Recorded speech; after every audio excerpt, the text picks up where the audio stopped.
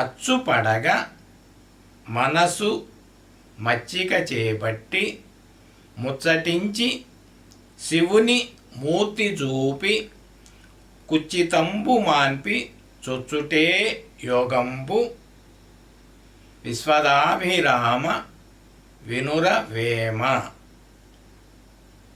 అచ్చుపడగ మనసు మచ్చిక చేపట్టి ముచ్చటించి శివుని మూర్తి చూపి కుచితంబు మాన్పి చొచ్చుటే యోగంబు విశ్వదాభిరామ వినురవేమ.